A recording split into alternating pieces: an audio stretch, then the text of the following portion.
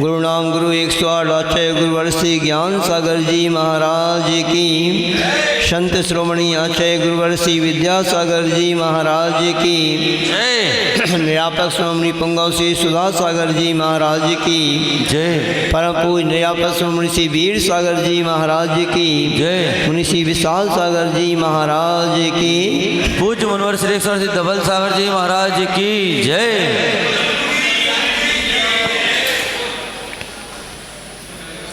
चक्री भी लौटा, चक्री भी लौटा समौ शरण से, कारण मोह। क्या समझे अध्यक्ष जी?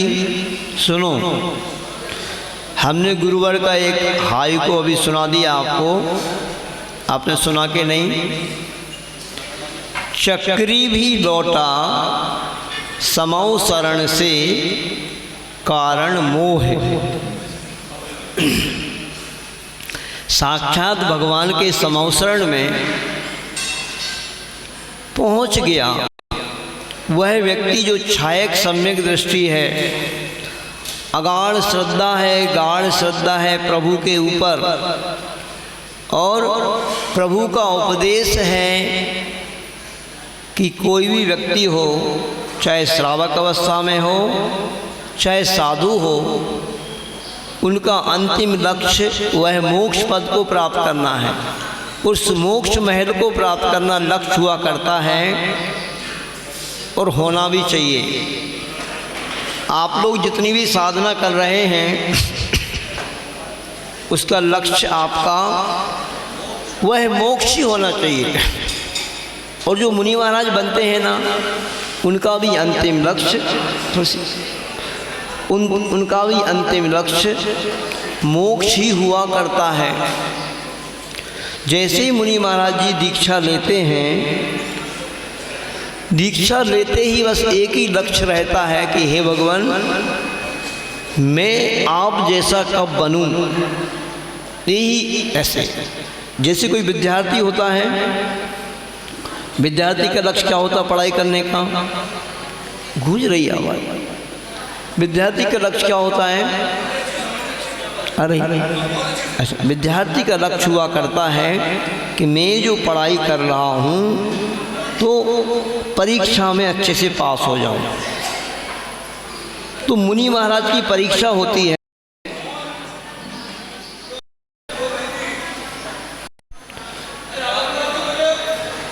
मुनि महाराज की परीक्षा होती है।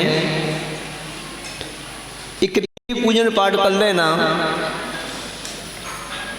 यदि आपने उस अंतिम लक्ष्य को प्राप्त नहीं किया तो ये आपका निरर्थक है सब। और वो महत्वपूर्ण बात आपको सुना रहे हैं, थोड़ा सा इसको गौर करके आप उस बात को सुनो, बहुत बहुत महत्वपूर्ण है। उसके अभाव में सब बेकार है। और यदि वो प्राप्त हो गया, वह चीज़ आपको इस श्रावक अवस्था में भी प्राप्त हो सकती है। जिन निर्यापक श्रवण को आचार्य गुरुवर महान साधक ज्ञान सागर जी महाराज ने चुना है, ऐसे निर्यापक श्रवण अपन सभी को मिले हैं, अभी अपने सामने हैं कि ऐसे निर्यापक आचार्य के चरण सानिध्य में अपनी संलेखना समाधि हो जाए, उनका मार्गदर्शन मिल जाए, तो उस समाधि की क्या महत्ता होती है आपको मैंने बताया था कि समाधि यदि किसी की अच्छे से हो जाती है तो अनंत संसार, कोई भरोसा नहीं, अनंत बार अपन इसमें मरण कर सके हो, जन्म ले चुके हैं, उसका अंत हो जाएगा। समाधि संलेखना यदि किसी की अच्छे से हो गई, जैसी संलेखना आचार्य गुरुवर ज्ञान सागर जी महाराज की हुई थी, और कल आने वाला दिन है आचार्य शांति सागर जी महाराज की हुई थी। बहुत गजब का प्रसंग है। ये दोनों ऐसे महान साधक हुए हैं, महान आचार्य हुए हैं। आचार्य शांति सागर महाराज जी की जो संलेखना हुई थी उसके बाद कहा है, शास्त्रों में लिखा है कि यदि किसी की संलेखना हुई है, यानी आचार्य शांति सागर जी महाराज की हुई थी बहुत व्यवस्थित, 36 दिन तक संलेखना चली थी उनकी। तो उसके बाद कुंथलगिरी में, इसके बाद यदि किसी की संलेखना हुई तो वो है आचार्य ज्ञान सागर जी महाराज। इसके बीच में जितने आचार्य हुए ना, उनकी व्यवस्थित संलेखना हुई नहीं। महाराज जी, संलेखना और समाधि में कोई अंतर रहता है क्या? हाँ, देखो ऐसा है, आपका प्रश्न बहुत अच्छा है। समाधि तो अंतिम होती है। समाधि तो वह है जब इस देह के प्राण विसर्जन हो जाते हैं, उसको बोलते हैं समाधि। और संलेखना होती है, संलेखना का मतलब होता है लेखन करना, समीचीन रूप से समाधि करना, मरण करना अपना, उसका नाम संलेखना होता है। यानी उसकी संलेखना की एक आगम्य विधि है कि कैसे संलेखना होती है। एक सिस्टमेटिक तरीके से रत्नकंठ शास्त्राचार्य में आता है कि कैसे साधु संलेखना ने, इसकी बहुत बड़ी व्याख्या भगवती आराधना ग्रंथ में आती है। बहुत विस्तार से इसका वर्णन है। माने उत्कृष्ट रूप से ये जो संलेखना ली जाती है, 12 वर्ष का समय बताया है कि 12 वर्ष तक पहले से साधक अपनी संलेखना शुरू कर देता है। और उस संलेखना के लिए 48 मुनि महाराज, कितने 48 मुनि महाराज की ड्यूटी लगती है। हाँ, ऐसे जब संलेखना होती है। और आप क्या चाह रहे हो? आप चाह रहे हो कि खूब सब कुछ घर गृहस्थी में मनमाना करते रहो और अंत समय में आपकी संलेखना हो जाएगी। तो ऐसे नहीं, 48 मुनि महाराज लगते हैं उनकी सेवा में, वैयावृत्ति में, और 12 वर्ष तक साधना चलती है। उसके बावजूद भी संलेखना किसी की हो ही जाए, ये गारंटी नहीं है। क्योंकि कितना बड़ा मतलब आपके लिए उपहार मिलने वाला है संलेखना यदि आपकी हो जाएगी तो। मतलब 2-3 भाव, अधिक से अधिक 7-8 भाव आपके बचेंगे इस संसार के, और नियम से आपको मोक्ष होना है। ऐसी चीज़ वो संलेखना होती है। तो अब आचार्य पद त्याग करने के बाद गजब की बात और पढ़ने में आई, आंखों में आंसू आते हैं अपने उस दृश्य को देख कर के, कि आचार्य विद्यासागर जी महाराज जब आचार्य बनने के बाद सिंहासन पर बैठ गए तो उन मुनि ज्ञान सागर जी महाराज ने उनकी 3 परिक्रमा लगाई। किसकी लगाई? आचार्य विद्यासागर जी महाराज की 3 परिक्रमा लगाई। अभी तक जो शिष्य उन गुरु की परिक्रमा लगाता रहता था, उनके चरणों में अपने मस्तक को रखता रहता था और पिछी उठा करके त्रय भक्ति पूर्वक उनकी भक्ति करके आचार्य विद्यासागर जी महाराज के चरणों में अपना मस्तक रख दिया। किसने? आचार्य ज्ञान सागर जी महाराज ने। मुनि ज्ञान सागर जी महाराज अब आचार्य नहीं हैं, और निवेदन किया, हे आचार्य महाराज, आगम में जो कहा है कि संलेखना कब लेना चाहिए, आता है रत्नकंठ शास्त्राचार्य में आता है बहुत अच्छा, कि कब हमें संलेखना लेना चाहिए किसी भी व्यक्ति को, चाहे वो श्रावक हो अथवा साधु हो। उपसर्गे दुर्भिक्षे जरसि रुजायाम च निः प्रतिकारे धर्माय तनु विमोचन माहु संलेखना मार्याः। किसी प्रकार का यदि साधक के लिए उपसर्ग आ जाता है, ध्यान में बैठे हैं, जैसे सुकमाल मुनि का चरित्र आप लोगों को सुना रहे हैं विशाल सागर जी महाराज, सुकौशल मुनि महाराज का चरित्र आप पढ़ें, बड़े गजब के चरित्र हैं। अब ध्यान में खड़े, अब स्यालनी खाने के लिए आ गई हैं। तो अब मुनि महाराज उसी समय फिर सभी प्रकार का, इसको बोलते हैं संक्षिप्त प्रत्याख्यान। संलेखना के कुछ भेद होते हैं, इंगिनी मरण होता है और एक भक्त प्रत्याख्यान मरण होता है, एक प्रायोग गमन मरण होता है। प्रायोग गमन मरण, इंगिनी मरण और भक्त प्रत्याख्यान, ये 3 मरण होते हैं। कहते हैं इंगिनी मरण और जो प्रायोग गमन मरण हैं वो आज वर्तमान में नहीं होते। इंगिनी मरण जो होता है उसमें जो साधक होता है वो किसी से भी अपनी वैयावृत्ति नहीं करवाते,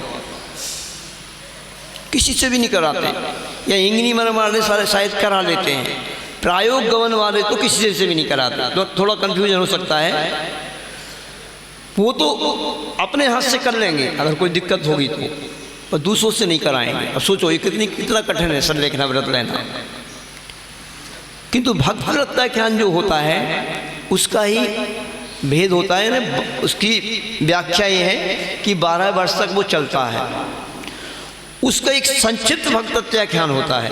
संक्षिप्त भक्त प्रत्याख्यान बहुत अच्छा सुंदर वर्णन हम लोगों को आचार्य गुरुवर ने भगवती आराधना का स्वाध्याय कराया। चंद्रगिरी डोंगरगढ़ में ये स्वाध्याय चलता था, बहुत अच्छे से इसकी व्याख्या आचार्य भगवान ने बतलाई है। एक संक्षिप्त भक्त प्रत्याख्यान होता है कि कभी भी किसी भी परिस्थिति में यदि परिस्थिति घट जाए, अब सुकौशल मुनि महाराज का आता है कि उन्होंने अपने पिता के पास ही जाके दीक्षा ली थी, और दीक्षा लेने के बाद वह जा रहे थे, ऐसे विहार कर रहे थे, और पूर्व जन्म की जो माँ रहती है वह स्यालनी बन जाती है। तो जैसे ही उसने इन मुनि महाराज को देखा और जाति स्मरण होने से, पूर्व की घटना याद आने से एकदम उनके ऊपर आक्रमण कर दिया। तो मुनि महाराज ने तुरंत उसी समय भक्त प्रत्याख्यान मतलब चारों प्रकार के आहार का त्याग करके, अपने दोषों की आलोचना करके वह साधक उसी समय अलर्ट हो जाता है। तो ये कहलाता है संक्षिप्त भक्त प्रत्याख्यान। इसके लिए साधक हमेशा तैयार रहते हैं और रहना चाहिए। इस प्रकार का किसी प्रकार का उपसर्ग हो जाए, दुर्भिक्ष हो जाए, अब दुर्भिक्ष हो गया, अब साधना चलने वाली नहीं, कोई आसार नहीं, तो जब जो साधक रहते हैं हमारे व्रत पे कोई आँच आने वाली है, नियम संयम जो हमने लिए हैं वह हमारा ऐसी नौबत आने वाली है कि छूट जाएगा, तो वो साधक अपने व्रतों को, नियम संयम को नहीं छोड़ते हैं, संलेखना लेने के लिए तैयार रहते हैं। तो दुर्भिक्ष पड़ गया, जिस इतिहास की घटना आती है, 12 वर्ष का दुर्भिक्ष पड़ा था। याद है आप लोगों को, सुना होगा आप लोगों ने।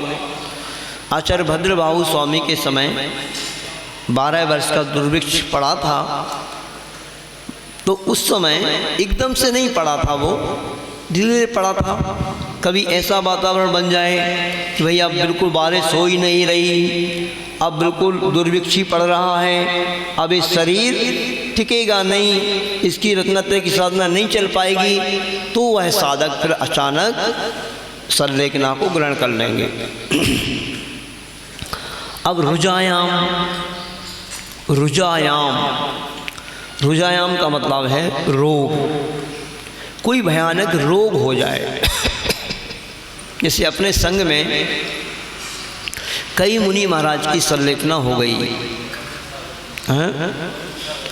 हाँ, सबसे पहले देखी थी मुनिषी प्रवचन सागर जी महाराज,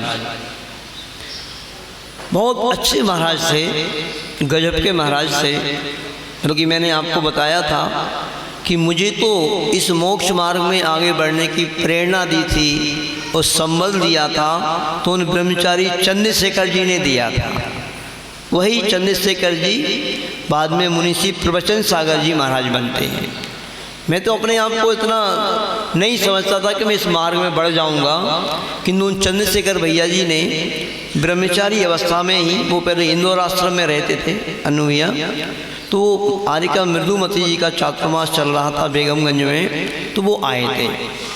तो उस समय उनसे परिचय हुआ और उन्होंने दुर्लभ बोधि दुर्लभ भावना को बहुत अच्छी तरीके से उन्होंने समझाया। उसी समय से मेरे भाव इस मार्ग में आने के बने। अब देखो, क्योंकि ये प्रसंग किसी के साथ भी आ सकता है, कभी भी आ सकता है, इस बात को आप लोग बहुत अच्छे से समझ लेना। मुनीसी प्रवचन सागर जी महाराज इतने अच्छे महाराज से, आपने निर्णय सागर जी महाराज जी को देखा होगा, दोनों मित्र थे और उन्होंने, निर्णय सागर महाराज जी ने एक मित्र नाम की पुस्तक भी निकाली है। मुनीसी प्रवचन सागर जी महाराज की समाधि के ऊपर अवश्य पढ़ना, बहुत अच्छी पुस्तक है, मिल जाए आपको जहाँ पर भी। गजब की उन्होंने अच्छा लिखा है पूरा विवरण। मुनीसी प्रवचन सागर जी महाराज को अमरकंटक में कुत्ते ने काट खाया। देखना ये कितना महत्वपूर्ण होता है श्रावकों को अपने कर्तव्य का निर्वहन करना, पर बहुत विवेक से किया जाता है। कभी कभी यहाँ पे देखते हैं कोई कोई मुनि महाराज के साथ तो 50 लोग चले जाते हैं, 10-20 लोग चले जाते हैं। ये अंधभक्ति है, इस पे थोड़ा सा आप लोगों को विवेक से काम करना चाहिए। और कोई छुल्लक जी जा रहे हैं, कोई महाराज जी जा रहे हैं, उनके साथ एक भी व्यक्ति नहीं है।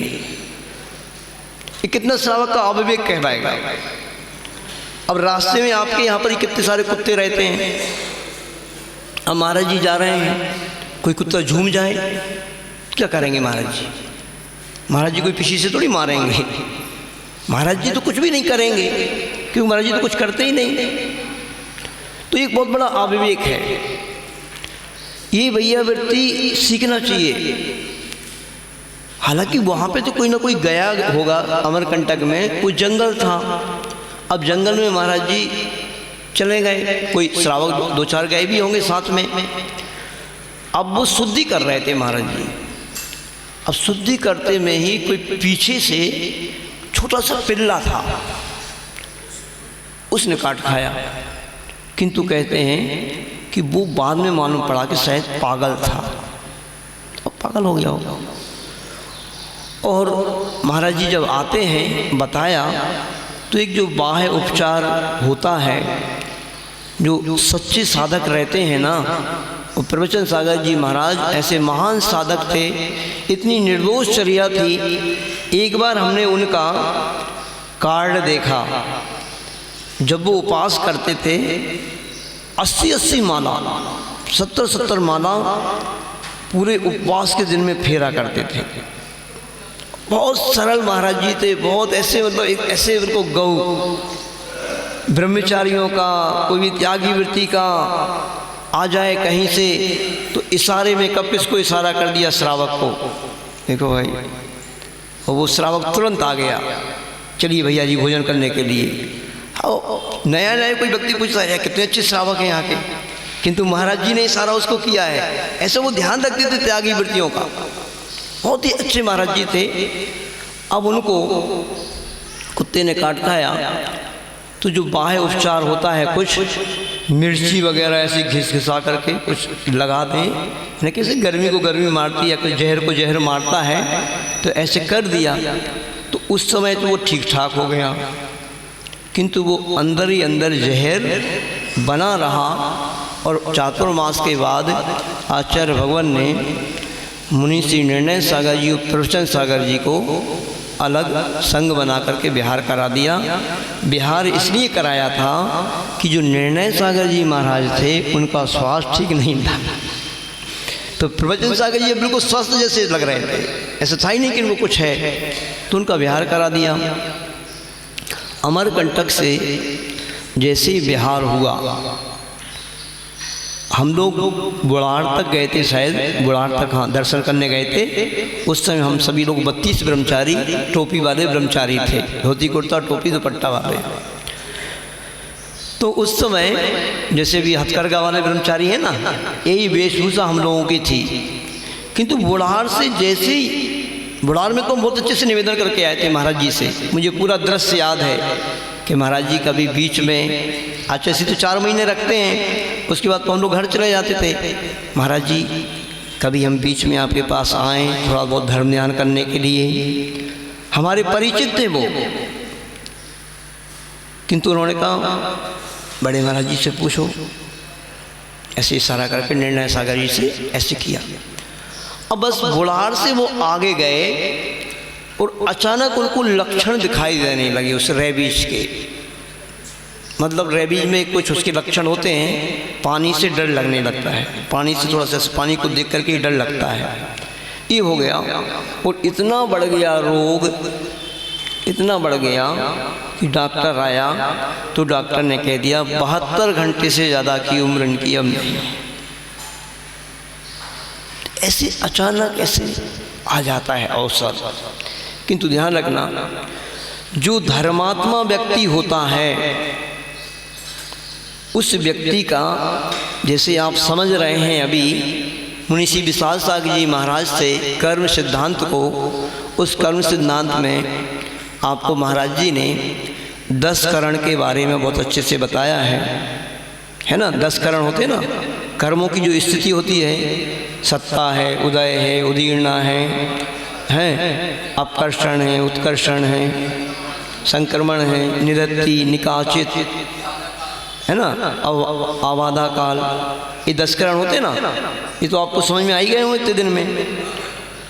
तो कर्मों का अपकर्षण, उपकर्षण, उत्कर्षण होता है। अपकर्षण का मतलब हुआ करता है घट जाना, जो स्थिति को लेकर के कर्म बंधा है ना, उस स्थिति का घट जाना। और उत्कर्षण का मतलब हुआ करता है बढ़ जाना। तो जो साधक रहते हैं, अब महाराज जी तो इतनी उत्कृष्ट चर्या के धारी हैं, उस रेबीज के होने पर भी जो अपनी लास्ट स्टेज पे पहुंच चुका है,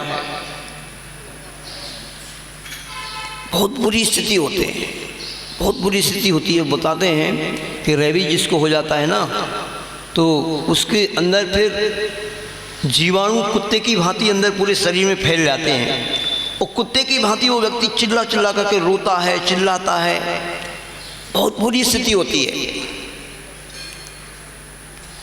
किंतु जो साधक अच्छे होते हैं, साधक होते हैं, तो उनकी फिर उत्कर्षण नहीं होता है कर्मों का। क्या होता है फिर? अपकर्षण हो जाता है साधना के बल से। आप देखना, इसलिए कितनी कितनी संलेखनाएं आचार्य भगवान ने कराई हैं। कैंसर से पीड़ित कैसी कैसी ढेर सारी आचार्य भगवान तो मतलब कितनी करा चुके, उसकी कोई गिनती नहीं है। किंतु जब व्यक्ति त्यागी व्रत, नियम व्रत, संयम ले लेता है, तो उसका कर्मों का अपकर्षण होना शुरू हो जाता है। इस चीज़ को ध्यान रखना। इसलिए कहते हैं कोई भी व्यक्ति यदि कभी बहुत ऐसी परिस्थिति में आ जाता है ना, आप लोग ग्रस्त लोग भी, अब कैंसर हो गया, अब ट्यूमर हो गया, अब कोई ऐसा असाध्य रोग हो गया कि अब उसको कोई ट्रीटमेंट हो ही नहीं सकता है, तो फिर उस ट्रीटमेंट के पीछे नहीं पड़ना चाहिए। ट्रीटमेंट असंयम का प्रतीक होगा। और यदि आपने कोई गुरुओं के पास जाकर के संलेखना व्रत ले लिया, नियम संयम ले लिया, चारों प्रकार के रात्रि भोजन का त्याग कर दिया, तो अब आपका वो कर्म उत्कर्षित नहीं होगा, उस कर्म की स्थिति बढ़ेगी नहीं। उस नियम संयम व्रत के प्रभाव से आपका मरण होना तो कोई रोक नहीं सकता, किंतु वो मरण जो होगा, वो मरण भी समता पूर्वक होगा, शांति से होगा, कष्ट कम के साथ होगा। इस चीज़ का ध्यान रखना। और इसकी बहुत बड़ी प्रेरणा अपन को यानी इससे शिक्षा इस घटना से मिलेगी आपको। बिल्कुल रेबीज फुल स्टेज पर, लास्ट स्टेज पर पहुंच गया। उस समय हम शिखर जी में थे, एक ब्रह्मचारी और थे, औरंगाबाद के ब्रह्मचारी अतुल जी, और हम दोनों भैया शिखर जी की वंदना के लिए गए थे। तो हमने तो वहाँ से समाचार पूछा था कि निर्णय सागर जी महाराज का स्वास्थ्य तो ठीक है। गृहस्थ अवस्था के जो अचल सागर जी महाराज जी के पिताजी थे, उनसे कुछ बात की किसी बारे में, तो उनने सारी बात बता दी।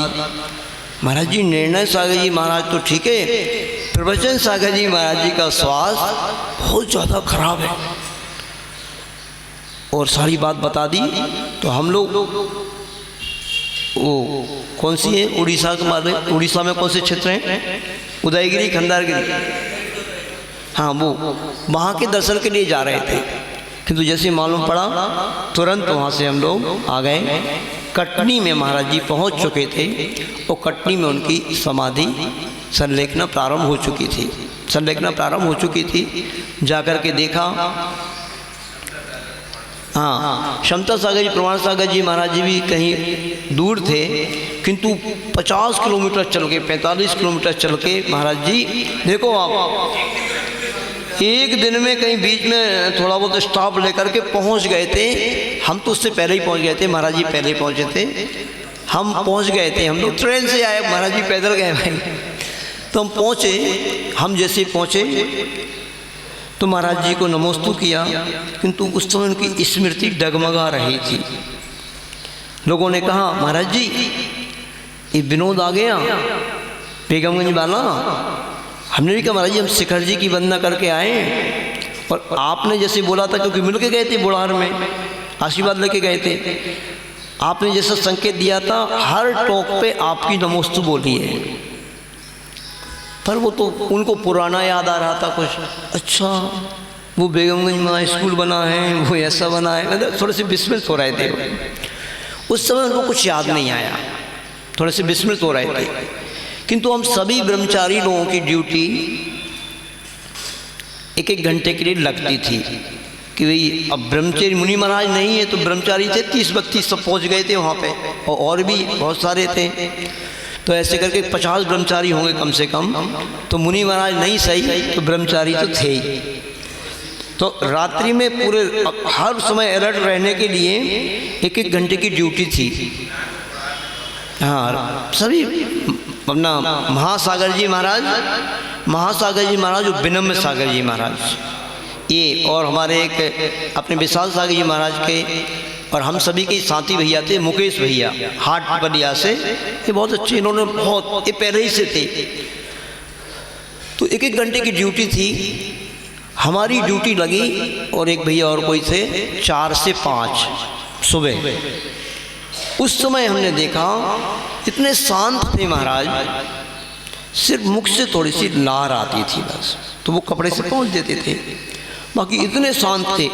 उस समय शांत वातावरण में फिर हमने कहा महाराज जी के पास जाकर के, फिर वही बात हमने कही, महाराज जी मैं शिखर जी गया था और हर टोक पे आपकी नमोस्तु बोली है। फिर उस समय वो होश में होंगे, और उन्होंने पिछी उठाई, और पिछी उठा करके फिर सारी टोकों की वंदना की, सब हर टोक को ऐसे 3-3 बार आवर्त करके वंदना की। ऐसे करके बहुत शांत परिणाम थे। यही प्रतीक होता है किसी व्यक्ति के मरण के समय यदि शांत परिणाम हो जाएं तो समझ लेना अब सदगति पक्की हो गई उसकी। एक तो मुनि महाराज है, ये मुनि महाराज है, किंतु कोई सामान्य श्रावक भी हो, सामान्य श्रावक का भी हमने देखा है। गृहस्थ अवस्था की माँ थी, वो भी डिस्टर्ब सी हो गई थी लास्ट में, बहुत व्रत नियम त्याग उपास वगैरह सब चलते थे। लास्ट में ना जाने क्या हुआ, तो उनका अंतिम समय था। थोड़ी सी पहले तो डिस्टर्ब थी, किसी को भी मार देती थी या कुछ भी। अंतिम दिन था, मैं उनके बिल्कुल पास में ही एक दिन पहले ही सोया था, और सोते ही थे अब पास में वहाँ पे। अब उस दिन अंतिम दिन था, उनसे कहा कि आपको बड़ा समाधि मरण सुना दें, सुनाओ, बैराग भावना सुना दें, सुनाओ। जो बोल रहे थे वो मंगत राय जी की 12 भावना सुनाए, सुनाओ। बिल्कुल शांत परिणाम, और बहुत दिन से अब भोजन पानी हो भी नहीं रहा था। तो हमने कहा एक काम करो, आप अन्न का तो त्याग कर दो। तो तो अन्न का भी त्याग कर दिया, और रात्रि में तो चारों प्रकार के आहार का त्याग। ऐसे करके अच्छा ये बताइए आपको कुछ दान वगैरह भी देना मंदिर में? पूछा। कोई समझदार व्यक्ति होगा तो ये चीज़ें पूछेगा, बाकी आप लोग क्या करते हो? आप तो पूछोगे वो तिजोरी वहाँ रखी हो कि चाबी कहाँ है। गृहस्थ व्यक्ति तो मोही है, वो पूछेगा भाई वो ज़मीन वमीन है, मकान है, तो दस्तखत करवा लो इनसे, काम बाद में होगा कि नहीं। इसलिए तो कहा है सरलेखना के समय, धर्मात्मा निकट हो चर्चा धर्म सुनावे, वो सावधान रखें गाफिल न होने पाऊँ दिन रात। ये पंक्तियाँ इसलिए लिखी हैं, धर्मात्मा व्यक्ति उस समय इसलिए आवश्यक है कि धर्मात्मा व्यक्ति होगा तो धर्म की बात करेगा, और मोही व्यक्ति होगा तो मोही की बात करेगा वो। तो ऐसे होता है। फिर बिल्कुल सारा ये सब कुछ हो गया, और उसी रात्रि में फिर लगभग 4 बजे उनका हो गया होगा। महाराज जी का नहीं, अभी माँ का हो गया अभी। ये बहुत शांति से ये संकेत दे रहा हूँ कि शांत परिणाम मरण के समय है। बहुत हाय तो नहीं हो रही है, बहुत चिल्ला नहीं रहा है व्यक्ति, यही संकेत है। तो उसका निश्चित समझ लो देवायु का बंध हो चुका है, इस संकेत टाइप का रहता है। और महाराज जी भी बहुत शांत। तो महाराज जी के प्रसंग पे आते हैं। चल रहा था और ऐसे लग ही रहा था कि कब कैसे हो जाए। आचार्य भगवान का संबोधन भी आया था, बहुत अच्छा संबोधन आया था, वो संबोधन भी उनको सुना दिया। और महाराज जी तो पहुँच ही गए थे अब तो महाराज जी भी पहुँच गए थे, संत प्रमाण सागर जी। तो फिर समावना लगी रही थी, तो हम सभी ब्रह्मचारी लोग तो भोजन करने के लिए चले गए। वो भोजन करने गए हैं उधर, लगभग 10:30 बजे आप थे, हाँ 10:30 पौने 11 बजे, बिल्कुल समतापूर्वक बिल्कुल शांति से उनका मरण हो गया। अब सोचो इस सारे प्रसंग से आपको क्या शिक्षा लेना? सुनो, सारे प्रसंग से आपको क्या शिक्षा लेना? ऐसा नहीं, समतापूर्वक मरण ऐसे कहने से थोड़ी हो जाएगा। समतापूर्वक मरण कहने से नहीं हो जाएगा। आपके व्रत होंगे, नियम होगा, धर्म पहले आपने किया होगा, तो समतापूर्वक मरण होता है। भले वो अंत समय में किसी प्रकार के कोई गाफिल हो जाए। जैसे माँ के बारे में बताया आपको, बहुत त्यागी थी, बिगर भगवान का अभिषेक देके पानी नहीं पीती थी कभी भी। ऐसे बहुत नियम संयम था। कोई असत्य कर्म को उदय आता तो ऐसे हो जाता। तो नियम संयम लो। प्रत्येक व्यक्ति को अपना मरण कम से कम 2 प्रतिमा को लेकर के करना चाहिए, श्रावक हो यदि आप तो। क्योंकि मरण के जो प्रकार बतलाए हैं भगवती आराधना में, अन्य संलेखना वाले ग्रंथों में क्या होता है? बाल मरण, बाल मरण है, बाल पंडित मरण, पंडित मरण और पंडित मरण, ये जो प्रकार बतलाए।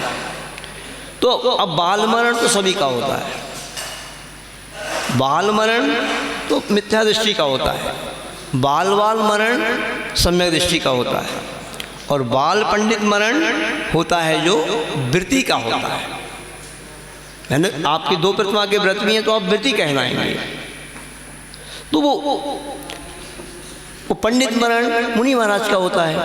वो पंडित मरण अरहंत भगवान का जो मरण होता है, मोक्ष होता है, उसको पंडित मरण बोलते हैं। तो इस तरीके से अब आपको चर्चा चल रही थी कि उपसर्ग आ जाए, दुर्भिक्ष आ जाए, कोई ऐसा असाध्य रोग हो जाए। ऐसे और भी कई मुनि महाराज हैं। एक धीर सागर जी महाराज का अचानक हो गया। बहुत महान साधक मुनि महाराज थे, इतने गजब के मुनि महाराज थे, गजब की साधना थी, अनुभवी धीर सागर। ऐसे हो जाते थे मूर्ति की भांति खड़े, 2-2, 3-3 घंटे तक खड़े रहते थे। और गजब की साधना थी, गजब की क्षमता थी। एक बार धीसागर जी महाराज जी को कुंडलपुर में, मतलब पूरे संघ के ऊपर ही हुआ था, मधुमक्खी लगी रही थी ना वहाँ पे, तो मधुमक्खी लगी थी। अब किसी ने मधुमक्खी को छेड़ दिया होगा, तो आचार्य आए, तो आचार्य तो आचार्य के लिए निकल गए। अब वो महाराज जी भी शायद लेट हो गए हो और मुनि महाराज जी थे, तो मधुमक्खियाँ फैल गई। तो कुछ मुनि महाराज जी तो इधर उधर हो गए, किंतु वो महाराज अपनी चर्या में बहुत दृढ़ थे। वो कायोत्सर्ग कर रहे थे, और जब भी कुछ मक्खियाँ उनके ऊपर आ गईं तो वो तो कायोत्सर्ग में खड़े रहे, और 50 और सैकड़ों मक्खियाँ उनके ऊपर आकर के चिपक गई। अब तो और सब महाराज जी तो इधर उधर हो गए सब। मैं तो शायद आ ही नहीं पाया था, मैं तो पीछे ही था। ऐसे पर वो बिल्कुल ऐसी कायोत्सर्ग मुद्रा में खड़े रहे, बिल्कुल भी घबराए नहीं। सारी मक्खियाँ, सैकड़ों मक्खियाँ उनके शरीर पे झूम गईं। फिर मुश्किल से उनको अंदर ले जाया गया और उपचार शुरू हुआ। बहुत मक्खियाँ पूरे शरीर में चिपकी हुई थीं, ऐसे तैसे। इसके बाद तो थोड़ी देर बाद, आधा घंटे में आचार्य आ गए हार करके। देखना आचार्य के अंदर कितनी मतलब अपने शिष्यों के प्रति वात्सल्य है, और जो उन्होंने आचार्य ज्ञान सागर जी महाराज की वो सेवा की है, कैसे की है, आज कोई नहीं कर सकता। आज आप लोगों के अंदर तो हमें योग्यता दिखती नहीं। आप लोग तो ग्रस्त होकर के, जब तुम गुरुओं की सेवा नहीं कर सकते हो तो अपने माता पिता की क्या करोगे। कुछ ऐसे भी होते हैं, गुरुओं की सेवा करने में भी उनको थोड़ा सा ऐसे लगता है कि ये काम हम कैसे करें। अगर पोछा लगाने की बात आ जाए, कहीं पर थोड़ी सी मुनि महाराज को अचानक उल्टी आ जाए, मुनि महाराज को क्या बात है, कुछ भी होता है, संलेखना के समय तो मल भी आ जाता है, मूत्र भी आ जाता है, ये सब हो जाता है। हमारी माँ के साथ ऐसे होता था, तो हमने वो सेवा की। वो हमारे अंदर योग्यता कैसे आई थी वो भी बता रहे हैं आपको। वो योग्यता आई थी हमें, वो ग्लानि को जीतने का हमारे अंदर शक्ति आई थी। अन्नू भैया, हम इंदौर आश्रम में थे। इंदौर आश्रम में थे, एक बाबा जी थे अशोक नगर के, तो उनकी भी संलेखना कि मतलब ऐसे लग रहा था कि पर बहुत समय से चल रही थी, साधना चल रही थी। तो अचानक क्या हुआ कि एक दिन उनको मल का विसर्जन होने लगा, रात्रि में 10 बजे। संलेखना के समय ऐसे होता है, सभी का होता है, और उस समय वही व्यक्ति इस प्रकार की सेवा कर सकता है जिसको याद आ जाए अपनी माँ याद आ जाए उस बच्चे को, बचपन याद आ जाए आपको कि आप कितने बार मल करते थे। तो माँ आपकी सेवा नहीं करती थी क्या, नौकर लगाती थी क्या उस समय? माँ नौकर नहीं लगाती, माँ स्वयं सेवा करती है, और कितनी भी बार तो कर दो तो भी वो करती है सेवा। किंतु बच्चा आज नहीं कर रहा। पैसे वाला बच्चा है तो नौकर लगा देगा, चलो 2000-5000 रुपये का नौकर, 10,000 रुपये का करो तुम। नौकर सेवा करेगा?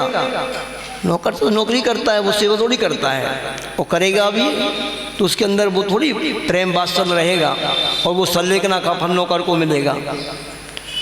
ये बहुत बड़ी चीज़ है। ये जिस व्यक्ति के अंदर समर्पण होता है वही व्यक्ति कर सकता है।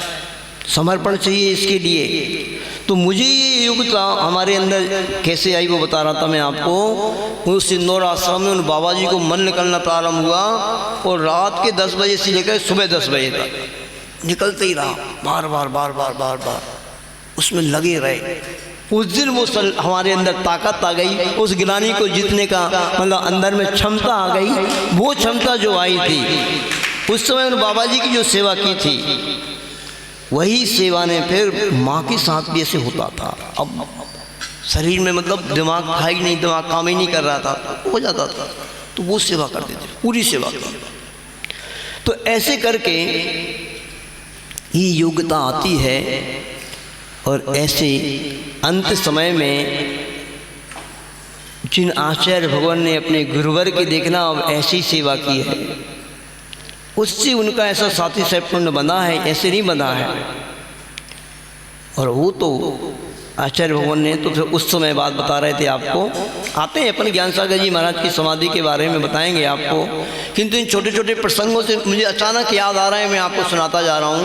मैं सोचा था क्या बताऊँगा, क्या इस बारे में आपको आचार्य ज्ञान सागर जी की संलेखना के बारे में बताना है, किंतु इस संलेखना को निमित्त बना करके अपने अंदर भी वो भाव हो जाएं किसी की सेवा करने के। क्योंकि ध्यान रखना, कर भला हो भला, अपन नहीं करेंगे किसी की तो आपके पास भी कोई आने वाला नहीं। पुण्य आपके खाते में पुण्य ही नहीं होगा तो कैसे अपनी सेवा करने को दूसरे व्यक्ति क्यों कमाएंगे? जब आपका पुण्य कर्म प्रबल होगा। और पुण्य कर्म कैसे बनता है? दूसरे की भैयावृत्ति करने से, दूसरे की सेवा करने से बनती है। अपना तो स्वयं करते रहते हैं, दूसरे की हम जब करेंगे ना, दूसरे की भैयावृत्ति करना, दूसरे की सेवा करना, दूसरे व्यक्ति को दुखी देख करके दुखी होना, इससे पुण्य बनता है। तो आचार्य श्री जी ने फिर आकर के उन धीर सागर जी महाराज जी की भैयावृत्ति, और उन धीर सागर जी महाराज ने भी कभी भी ची नहीं किया, बस बोलते तो ओम। कष्ट कितना हो रहा होगा, एक मधुमक्खी काट खाए तो चक्कर आ जाता है आदमी को, लूज मोशन हो जाते हैं, हालत खराब हो जाती है। किंतु सैकड़ों मक्खियाँ ने काट खाया हो, ओम ओम किया, ऐसे सहन किया पूरा। फिर आचार्य श्री जब आए तो आचार्य श्री ने स्वयं कहा, चंदन वगैरह का तेल बुलवाया, और चंदन का तेल वगैरह से जहाँ जहाँ उनके बंकियों के डंक लगे थे, कम से कम आधे घंटे तक आचार्य श्री उन धीर सागर जी मुनि महाराज की भैयावृत्ति करते रहे, आधा घंटे तक। ऐसे आचार्य श्री इतने बड़े आचार्य होकर के भी कई प्रसंग घटे। एक बार ऐसे प्रसंग घटा था पनागर में, जब विशद सागर जी महाराज हैं, विशद सागर महाराज जी हम लोग की दीक्षा ही हुई थी अभी जबलपुर में, दीक्षा के बाद पनागर पहुँचे थे ठंडी में। तो उनको अचानक ऐसे थोड़ा श्वास वगैरह बिगड़ गया। तो ऐसे एक बार आचार्य श्री जी ने उन विशद सागर जी अभी दीक्षित हुए, तेल से कम आधा घंटे तक मालिश करते रहे आचार्य श्री। इतने बड़े आचार्य पर कल्पना नहीं कर सकते, किंतु इतने बड़े कैसे बने? बड़ा आदमी कैसे बनता है? सामान से भी बड़ा बनाते हो आप घर में, तो कैसे बनता है वो बड़ा? पहले दाल को भिगोया जाता है, फिर सिलुड़िया पे पीसना पड़ता है, फिर तेल में उबाला जाता है, कैसे बनता बड़ा? तो बड़े ऐसे थोड़ी बने। सामान मुनि महाराज की भी ब्रह्मचारी अवस्था में, हम ब्रह्मचारी थे, फोड़ा हो गया था यहाँ पे, विराट सागर जी महाराज अस्वस्थ हो गए थे। तो आचार्य श्री स्वयं उनके कमरे में जाते थे, कैसे हैं ब्रह्मचारी जी, कैसा स्वास्थ्य? हमें फोड़ा हो गया तो हमें देखने आते थे। ऐसी उनके अंदर करुणा, ऐसे गुण उनके अंदर भरे हुए हैं। सोचो, अपन अपने घर में नहीं करते हैं ऐसा। आप लोग के बच्चे आपके साथ ऐसा व्यवहार नहीं करेंगे, सब नहीं करते, कोई कर भी सकता है। तो ये इतना गाढ़ा पूर्ण आचार्य भगवान का कैसे हुआ है, इसके बारे में कल्पना करना, छोटी छोटी घटनाओं के माध्यम से आप प्रेरणा लेना और कुछ दूसरों की सेवा करने का भाव बनाना। तो उपसर्ग आने पर, दुर्भिक्ष आने पर, कोई महाभयंकर रोग आ जाए जिसका प्रतिकार नहीं किया जा सकता है, अब ऐसा कोई रोग है जिसका हम प्रतिकार कर सकते हैं तो प्रतिकार करना चाहिए। कभी भी बहुत ज़्यादा उसमें नहीं आना चाहिए कि नहीं हम कुछ नहीं करेंगे, हम तो बहुत श्रेष्ठ साधना करेंगे, तो फिर अकाल में मरण हो जाएगा। आपको बताया था कि असंयम में पहुंच जाओगे, भले ही आप धर्मात्मा हो तो देव में भी पहुंच जाओगे तो भी अकाल में मरण हो जाएगा। तो ऐसा नहीं करना। कभी भी कोई रोग आता है और उसका यदि प्रतिकार हो सकता है तो पूरी दम लगा करके उसका उपचार करने का आपको पुरुषार्थ करना चाहिए। तो तो यदि इस प्रकार की परिस्थिति घट जाती है तो धर्म के लिए, इस रत्नत्रय की रक्षा के लिए अब तनु विमोचनम आहु, इस शरीर को छोड़ देना चाहिए। फिर अब प्रतिकार नहीं हो सकता है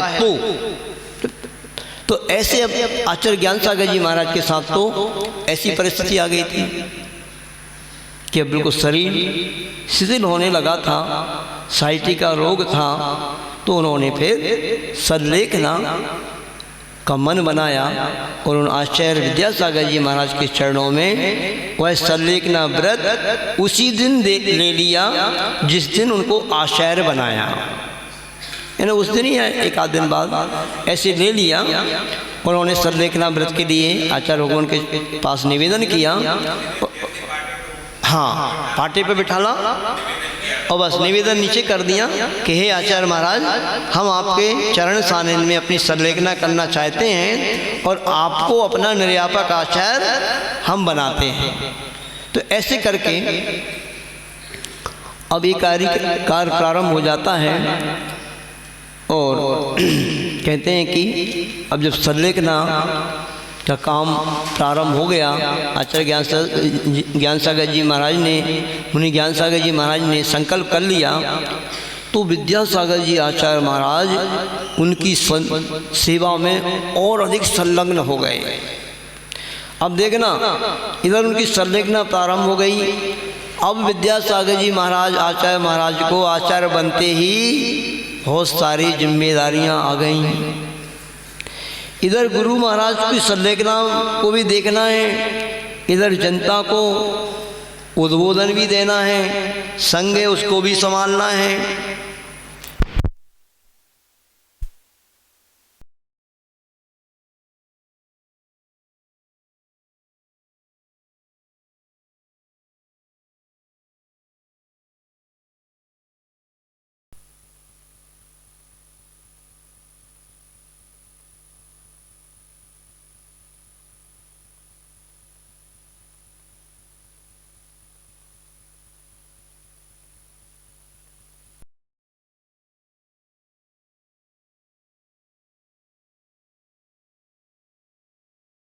वह आचार्य भगवान अपने गुरु की सेवा में कैसे जुट गए, ऐसे जुटे।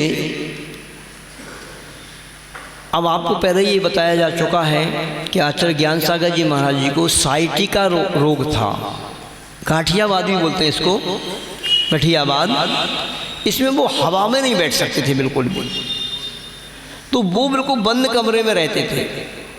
और विद्यासागर जी महाराज भी उसी बंद कमरे में रह करके, जबकि बंद कमरे में ये रह नहीं सकते थे। अब देखो सेवा कैसे होती है, विपरीतता में रहकर भी सेवा करना पड़ती है। अरे हम तो बहुत गर्मी लग रही है, हम नहीं रुक सकते यहाँ, भाग जाओ, भाग जाते हैं लोग। किसी को उल्टी हो गई और मुझे मेरा तो जी मचला रहा है, अब तो आपका जी मचला है तो फिर आप उसकी सेवा कैसे, उसकी पीठ कैसे सहलाओगे आप।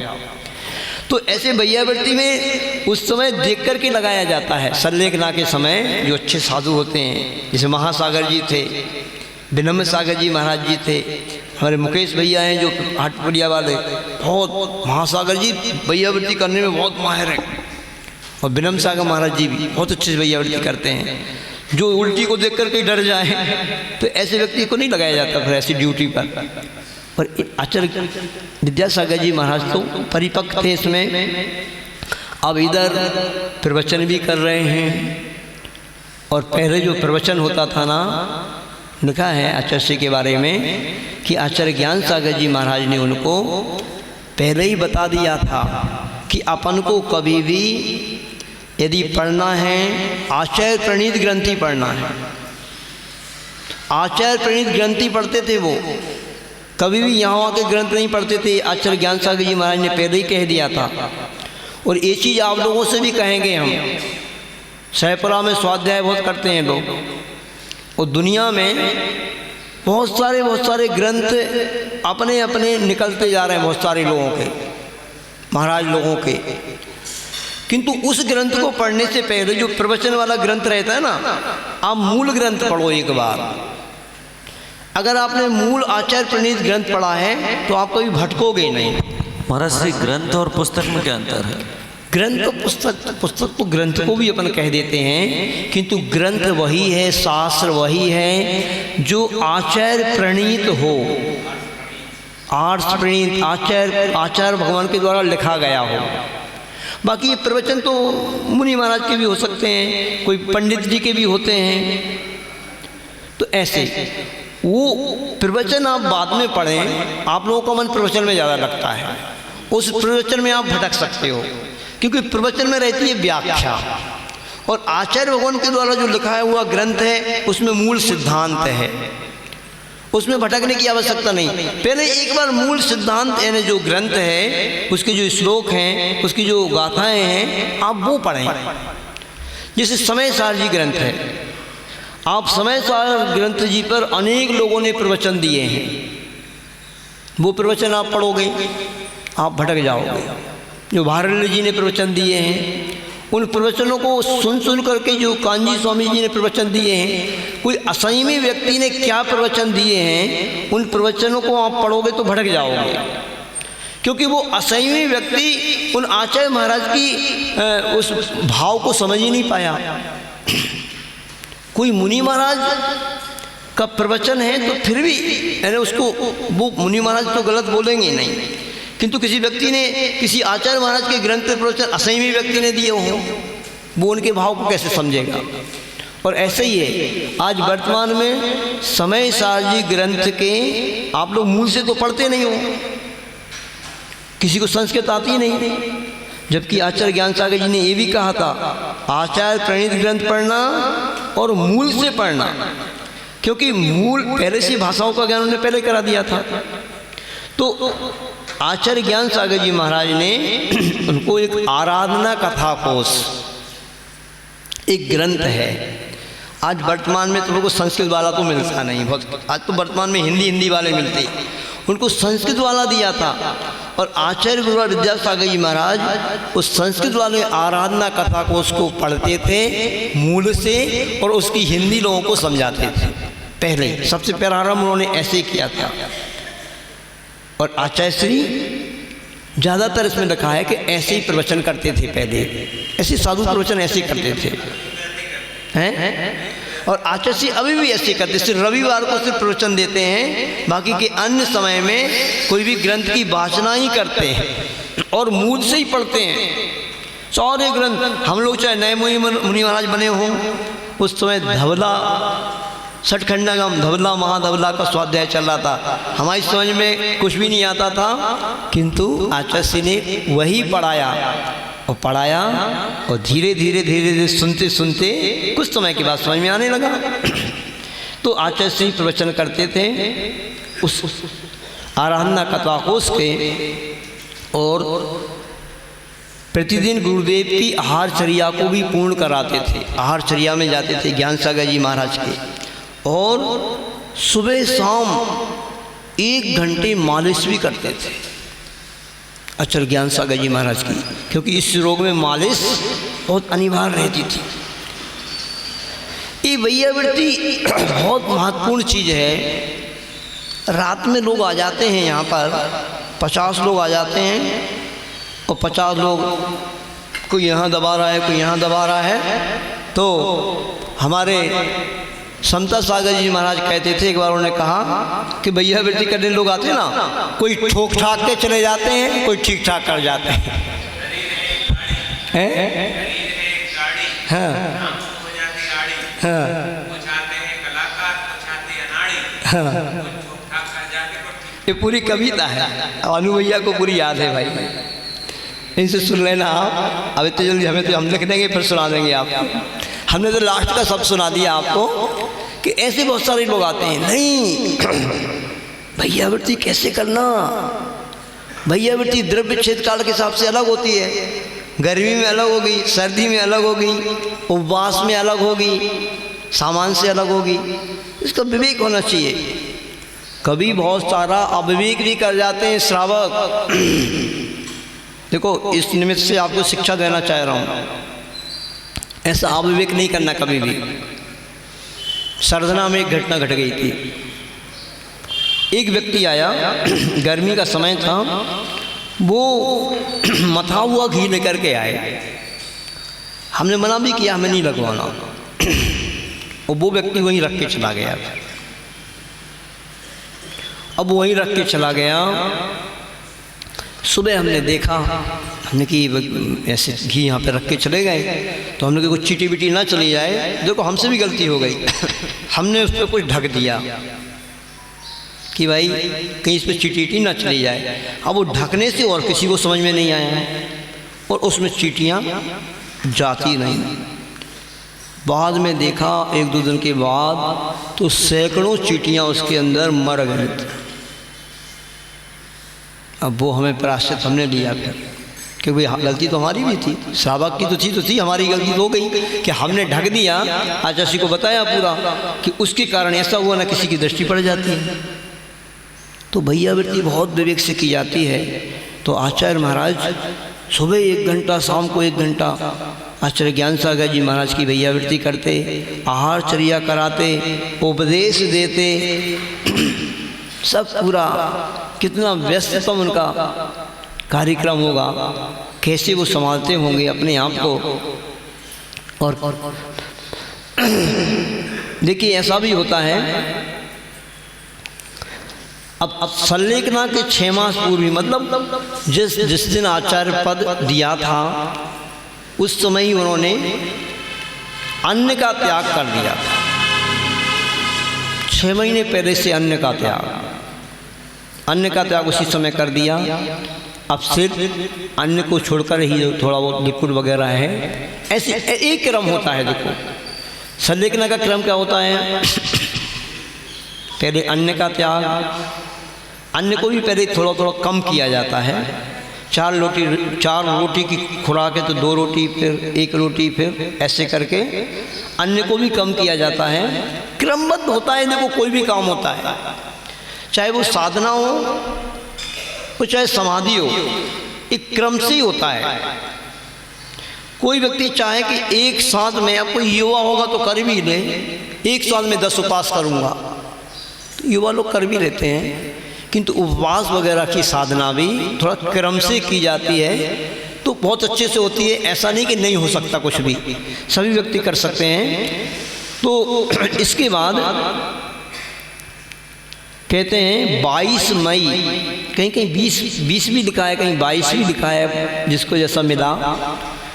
मुनि श्री प्रणम्य सागर जी महाराज ने लिखा है, अपनी जो पुस्तक उन्होंने लिखी है, एक अनासक्त योगी, बहुत अच्छी पुस्तक है, गजब की पुस्तक है।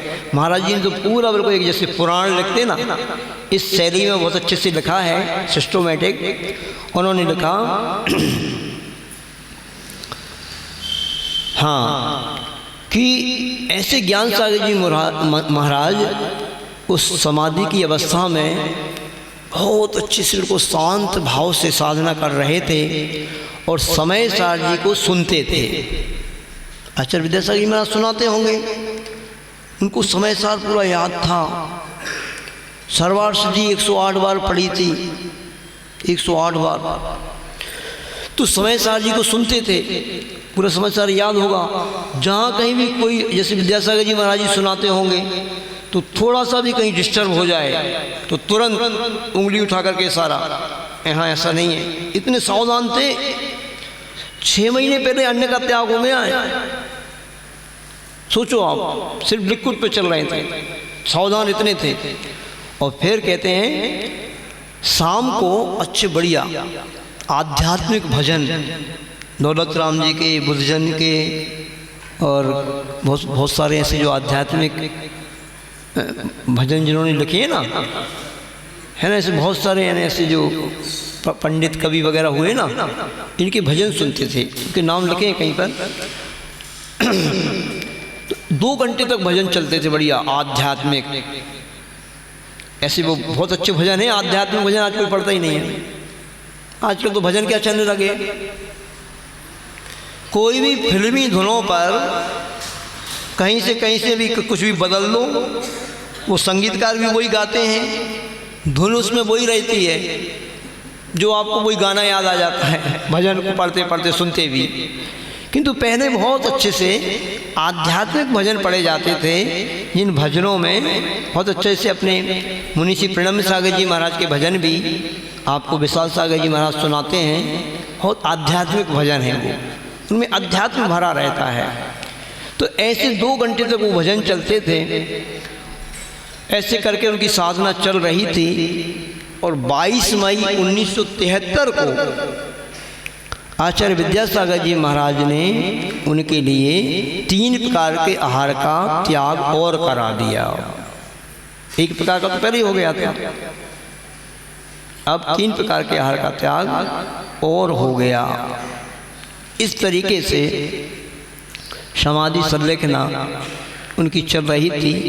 और आचार्य श्री ने स्वयं लिखा है, अपना प्रसंग सुनाया होगा कहीं पर, कि उनका जो शरीर है वो शरीर तो बिल्कुल क्रश होता जा रहा था, हड्डी हड्डी दिख रही थी, किंतु उनके शरीर में और तेज प्रकट होता जा रहा था।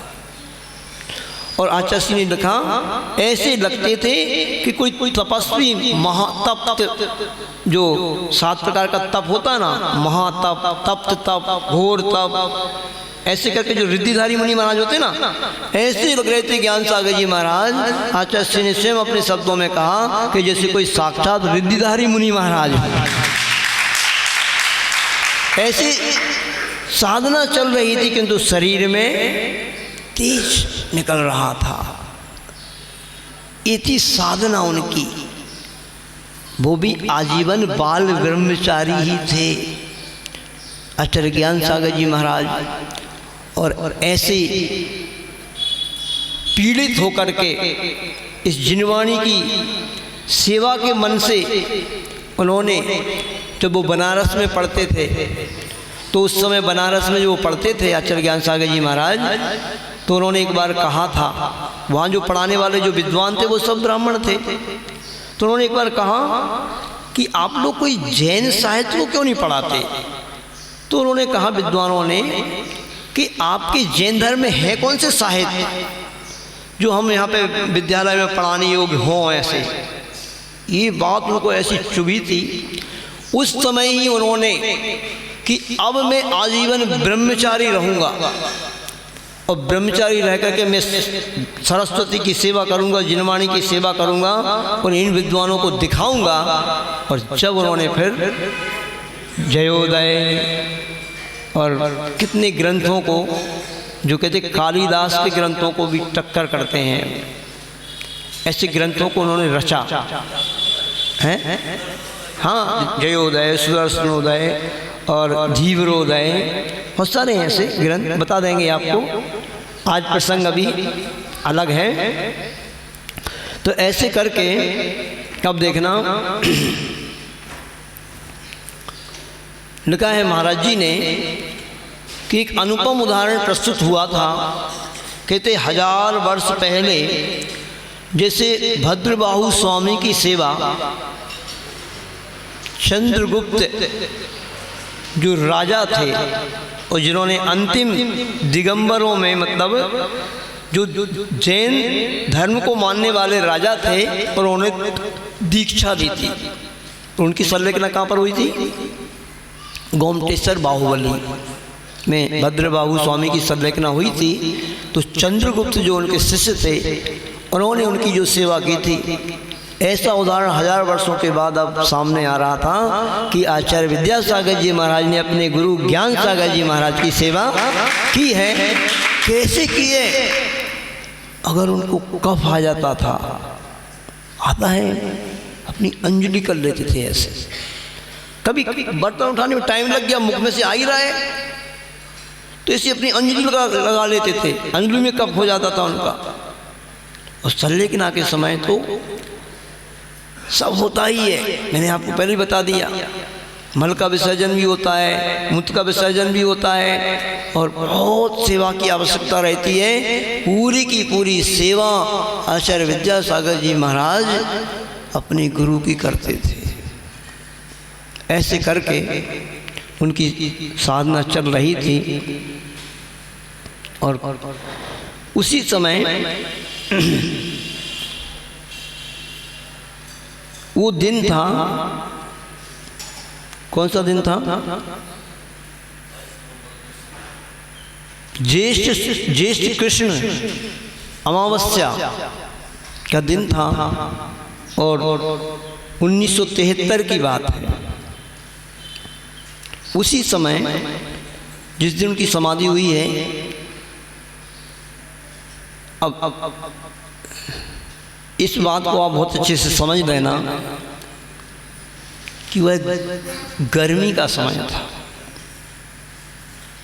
गर्मी का समय था और कहते हैं 4 वर्ष से वहाँ पर ढंग से बारिश नहीं हुई थी, तो और कैसा भीषण वातावरण होगा। ऐसा वातावरण था और गर्मी का समय था। 6 महीने पहले से ही अन्न का त्याग था और 8-10 दिन तो 3 प्रकार के आहार को भी हो गए। अब आज चौथा दिन था उपवास का, निर्जल उपवास का। 3 उपवास हो चुके थे, उसके बाद चौथा दिन था। और उसी समय सेठ भागचंद जी सोनी, चारों तरफ से जनता आई रही थी। सेठ भागचंद सोनी जी भी महाराज जी के दर्शन करने के लिए आए और आए तो उन्होंने कहा, हाथ पैर तो उठ नहीं रहे थे कि आप मुझे आशीर्वाद दें। होश पूरा था, किंतु फिर भी उन्होंने कहा आप अपनी आंखों से आशीर्वाद दे दें। तो उन्होंने बिल्कुल अपने आंखों के सारे मतलब आंखें उनकी अच्छी सी बिल्कुल खुल गईं, तो वो समझ गए कि हाँ बिल्कुल जागृत हैं और ऐसे बिल्कुल पूरे होश आवास में थे। और फिर कोई शायद आचार्य जी ने पूछा या कोई व्यक्ति ने उनसे पूछा, क्यों महाराज जी शरीर में पीड़ा तो नहीं हो रही है? तो उन्होंने कहा शरीर में तो पीड़ा हो रही है, किंतु उपयोग आत्मा में है, पंच परमेष्टि में है। लिखा है एक जगह, वो ये वाला मंत्र बहुत पढ़ते थे जो मुझे भी अपनी माँ ने सिखाया था बचपन में, अन्नू भैया। शायद बहुत सारे लोगों को याद होगा। अरहंत सिद्ध साधु तुम पार के लगाओ, मैं जाप जपूं तुम रो तो पाप कटे हम रो। पढ़ा कभी? हमें तो अपनी माँ ने सिखाया था। अरहंत सिद्ध साहू तुम पार के लगाओ, हम जाप जपें तुम रो तो पाप कटे हम रो। ऐसे पहले लोग सिखाते थे। जब कुछ भी नहीं आता था ना, तो बच्चों को छोटे में नमोकार मंत्र भी नहीं आता है, तो माँ ने सिखाया था एक, भगवान के सामने जाके क्या बोलना, सोने का चबूतरा, मोतियों की झार, नन्ही बड़ी प्रतिमा, सबको नमस्कार। हो गया दर्शन। सोने का चबूतरा, भगवान की वेदी कैसी है? सोने की बनी हुई है भाई। समोषण में सोने का सिंहासन रहता है, सोने की वेदी रहती है। तो कल्पना कर दी बड़े बुजुर्गों ने, सोने का चबूतरा और मोतियों की झार, मोतियों की झालर उस पर लटक रही है। और नन्ही मतलब छोटी और बड़ी मतलब बड़ी, नन्ही बड़ी प्रतिमा, सबको नमस्कार। ये दर्शन हो गया। तो ऐसे ये वाला लिखा है, हमने एक जगह पढ़ा कि वो यानी अरहंत सिद्ध, ये युक्ति यही है। अंत समय में किसी को भी नमोकार मंत्र भी पूरा पढ़ने की ताकत नहीं रहती है, तो फिर क्या करना? अरहंत सिद्ध। अब नमोकार नहीं पढ़ पा रहे तो अरहंत सिद्ध, अरहंत सिद्ध, अरहंत सिद्ध, ओम नमः सिद्धेभ्यः। वो भी नहीं हो पा रहा तो ओम ओम ओम ओम। ओम में भी पंच परमेष्टि गर्भित हैं, तो ओम का उच्चारण करें। तो ऐसे करके पूरे जागृत थे। आप देखना वो चित्र कि बिल्कुल आचार्य विद्यासागर जी महाराज कान में संबोधन दे रहे हैं, वहाँ से बिल्कुल ऐसे, और ऐसे बिल्कुल पूरी जागृति के साथ। यानी कहते हैं जब वो सेठ जी आए थे, भागचंद जी सोनी जी, और उसके कुछ समय बाद ही, बस 10 मिनट के बाद वह पंच परमेश्वरी का स्मरण करते हुए पूरी अरहंत सिद्ध करते हुए और उनके प्राणों का विसर्जन हो जाता है। यहाँ पे लिखा है 11:10 पर, कहीं पर 11:50 पर भी लिखा है। तो ऐसे करके उन पंच परमेश्वरी का स्मरण करते हुए उन आचार्य ज्ञान सागर जी महाराज ने अपने प्राणों का विसर्जन कर दिया। ये होता है समाधि। अभी जो आपने प्रश्न किया था, समाधि का मतलब होता है समतापूर्वक मरण हो जाना। और संलेखना बहुत पहले से प्रारंभ हो जाती है ना, जैसे 12 वर्ष का काल भी रहता है। तो ऐसे करके आचार्य शांति सागर जी महाराज के बारे में कल आप लोग सुनना। यहाँ पर तीनों महाराज जी के मुखार बिंद से आपको अद्भुत संलेखना हुई थी उनकी भी। यहाँ पे विशेष रूप से कल के दिन को विशेष समझना, क्योंकि आजकल बहुत सारे लोग न जाने क्या कर रहे हैं, अब कहाँ कौन से तैयारी में लगे हैं। कल का दिन बहुत विशेष रहेगा। तीनों मुनि महाराजों के मुखारबिंद से आपको अद्भुत वह संस्मरण आचार्य शांति सागर जी महाराज के बारे में सुनने को मिलेंगे कि उनकी समाधि कैसे हुई, कैसे महान आचार्य शांति सागर जी महाराज थे कि जिनकी 9 वर्ष की उम्र में भी उन विद्यासागर जी महाराज ने दर्शन किए और उनको वैराग्य का अंकुर फूट गया। तो कैसे महान होंगे वो आचार्य शांति सागर जी महाराज, उनके बारे में कल आप यहाँ पे सभी लोग विशेष रूप से उपस्थित हों। और ऐसे करके आचार्य ज्ञान सागर जी महाराज की जब संलेखना हो गई तो लिखा है यहाँ पे, पढ़ा हमने कि शायद विद्यासागर जी महाराज ने पूछा होगा उनसे कि आचार्य भगवान, अब आपका आशीर्वाद जब हमारे हाथ से उड़ जाएगा, जब हमारे पास नहीं रहेगा तो हम क्या करेंगे। तो आचार्य ज्ञान सागर जी महाराज ने कहा था, हमारा आशीर्वाद तुम्हारे साथ हमेशा रहेगा। महाराज पर हम कैसे अब अकेले इस संघ को चलाएंगे, कैसे इस आचार्य पद का हम वहन करेंगे। तो आचार्य ज्ञान सागर जी महाराज ने कहा था, कैसे हम धर्म की प्रभावना करेंगे। उन्होंने कहा, तो उन्होंने कहा, देखो एक बहुत महत्वपूर्ण शब्द कहा था, अप्रभावना ना हो, यही सबसे बड़ी प्रभावना है। क्या कहा था आचार्य श्री ने? अध्यक्ष जी सुन रहे हो ना, सब लोग सुन रहे हो? क्या कहा? अप्रभावना ना हो, यही सबसे बड़ी प्रभावना है। और एक और आशीर्वाद दिया, संघ को गुरुकुल बनाना। और देखो अक्षरशः पालन उन अपने गुरुवर का करते हुए आचार्य श्री आचार्य प्रभु विद्यासागर जी महाराज ने, गुरु महाराज ने कुंडलपुर महामहोत्सव के समय कहा था ये शब्द अपने मुख से कि आचार्य ज्ञान सागर जी महाराज ने जो आशीर्वाद दिया था और वह आशीर्वाद के रूप में आप देख रहे हैं कि इस विशाल संघ को, लगता नहीं, मुझे तो सपना सा लगता है कि इतना बड़ा ये संघ और इतनी धर्म की प्रभावना ये कैसे हो रही है। और आचार्य श्री तो हमेशा कहते हैं, मैं कुछ नहीं कर रहा हूँ, ये तो सब आचार्य ज्ञान सागर जी महाराज करते रहते हैं, उनका ही आशीर्वाद है, मैं तो कुछ नहीं हूँ। और इस तरीके से एक बात और उन्होंने पूछी थी, तो उन्होंने कहा चिंता नहीं करना।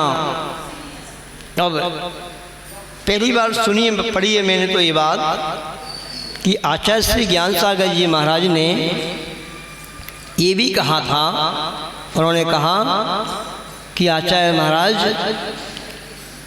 कैसे धर्म की प्रभावना करेंगे।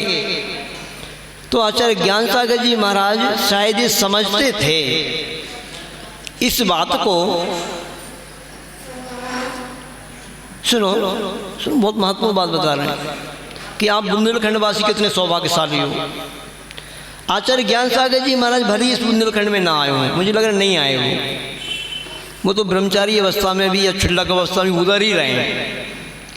मंसूरपुर में उनकी दीक्षा हुई, हम लोग देख के आए वहाँ। और फिर हरियाणा में भी रहे वो, यूपी में भी रहे, दिल्ली में भी रहे, किंतु उन्होंने वहाँ का हालचाल देख लिया था। दिल्ली का एक बहुत अच्छी घटना है, आपको बताते हैं।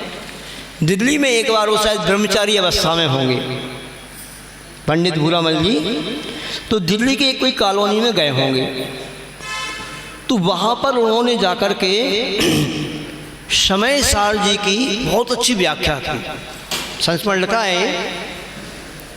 और उस समय सार जी की बहुत बढ़िया व्याख्या को सुन करके वहाँ पर बहुत सारे श्रावकों ने 2 प्रतिमा के व्रत ले लिए और पंडित जी से निवेदन किया। देखना, समय सार जी की व्याख्या को सुनकर के जहाँ बहुत सारे लोगों ने प्रतिमाएं छोड़ दी, प्रतिमा लेना छोड़ दिया, भगवान की पूजन पाठ करना बंद कर दिया, उसी समय सार जी को सुनकर के और बहुत सारे लोगों ने प्रतिमाओं को ग्रहण कर लिया। ग्रहण करने के बाद फिर कोई उनसे निवेदन भी किया कि आप पुनः पधारें, किंतु कुछ समय के बाद वो फिर से गए होंगे दिल्ली, तो मालूम पड़ा कि जिन लोगों ने प्रतिमाओं को ग्रहण कर लिया था उन्होंने अब प्रतिमाओं को छोड़ दिया। कोई दूसरा व्यक्ति गया होगा, उसने समय सार जी की व्याख्या अलग ढंग से कर दी होगी। तो मुझे लगता है कि आचार्य ज्ञान सागर जी महाराज परिचित थे हरियाणा, दिल्ली, यूपी के वातावरण से, तो उन्होंने विद्यासागर जी महाराज जी को कहा था, चिंता नहीं करना, तुम तो बुंदेलखंड में चले जाना, वहाँ तुम्हारी दुकान अच्छी चलेगी, धर्म की प्रभावना अच्छी होगी। और वही उन्होंने किया। इस तरीके से आज आचार्य भवन के इस सल्लेखना के बारे में अपन ने बहुत अच्छे से समझा। मुझे संत श्रोमणी आचार्य गुरुवर श्री विद्यासागर जी महाराज